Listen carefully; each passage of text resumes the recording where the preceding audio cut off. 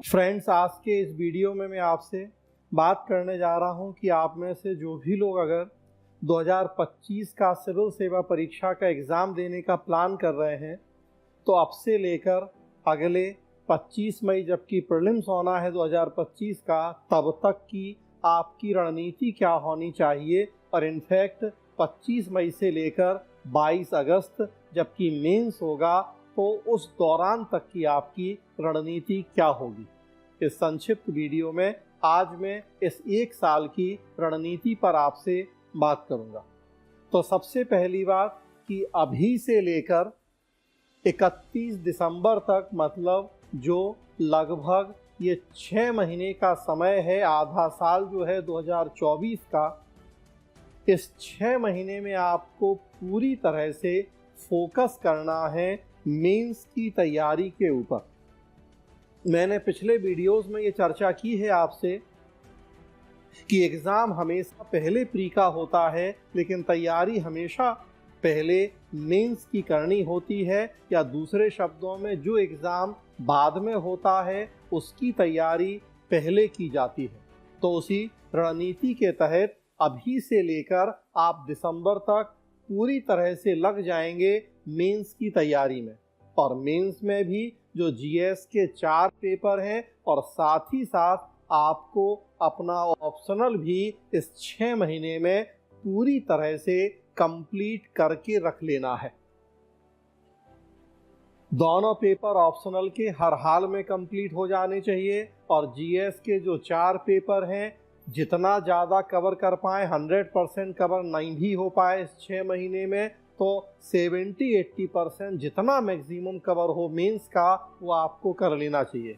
और उसमें भी ऐसे टॉपिक जो स्पेशली मेंस के हैं पहले आप उनको कवर करें, जैसे एथिक्स है, गवर्नेंस है, इंटरनल सिक्योरिटी है, डिजास्टर मैनेजमेंट है, सोशल जस्टिस है। इस तरह के टॉपिक्स आप पहले तैयार कर लें। इनसे प्रीलिम्स में या तो प्रश्न पूछे नहीं जाते हैं और या बहुत कम प्रश्न होते हैं। तो ये 6 महीने का आपका समय रहेगा।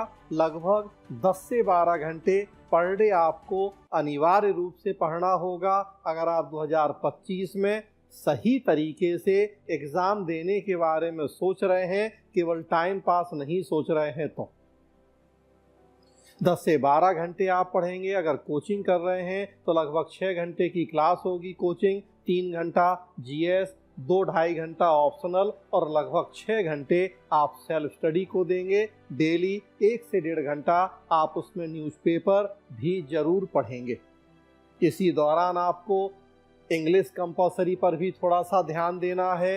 निबंध का भी आपको बीच बीच में तैयारी करते रहनी है।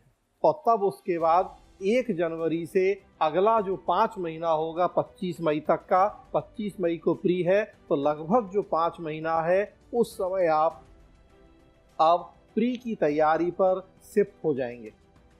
ऑप्शनल इस दौरान आपका तैयार हो चुका है। जनवरी से ऑप्शनल बंद हो जाएगा।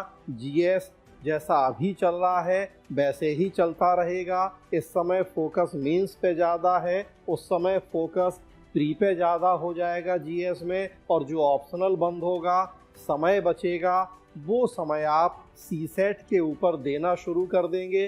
तब भी आप 10 से 12 घंटा पढ़ेंगे, 6 घंटा जीएस और लगभग 4 से 5 घंटा सीसेट, 1-1.5 घंटा न्यूज़पेपर। तो तब आपका शेड्यूल 25 मई तक का ये हो जाएगा। ऐसी रणनीति के तहत आप देखेंगे कि 25 मई को जब आप प्रीलिम्स के एग्ज़ाम में बैठेंगे तो प्रीलिम्स तो तैयार होगा ही आपका, साथ ही साथ मेंस भी आपका 80% या उससे ज़्यादा तैयार हो चुका होगा।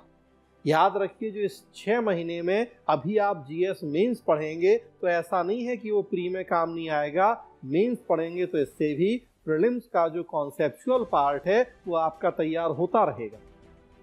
तो अभी एक तरह से मेंस और प्री दोनों चल रहा होगा आपका, और जनवरी से प्री पर फोकस ज़्यादा हो जाएगा। 25 मई तक प्री तो होगा ही तैयार, मेंस भी बड़ा तैयार होगा। उसके बाद आपके पास लगभग 3 महीने का समय होगा, 25 मई से 22 अगस्त, जो थोड़ा बहुत मेंस बच गया है, स्पेशली आईआर, करंट अफेयर्स वगैरह, वो उस 3 महीने में कर लेंगे और मेनली उस 3 महीने में आपका फोकस होगा अपने ऑप्शनल और जीएस के रिवीजन और क्वेश्चन प्रैक्टिस के ऊपर। याद रखिए, प्री और मेंस के बीच का जो 3-3.5 महीने का समय होता है, कभी भी वो नए सिरे से तैयारी का समय नहीं होता है। 90 दिन में 9 पेपर आप जीरो से शुरू करके मेंस में इस लेवल पर तैयार नहीं कर सकते कि बहुत अच्छी रैंक से परीक्षा पास कर जाएं। तो इसलिए हमेशा से आपको मेंस की तैयारी पहले ही कर लेनी होती है।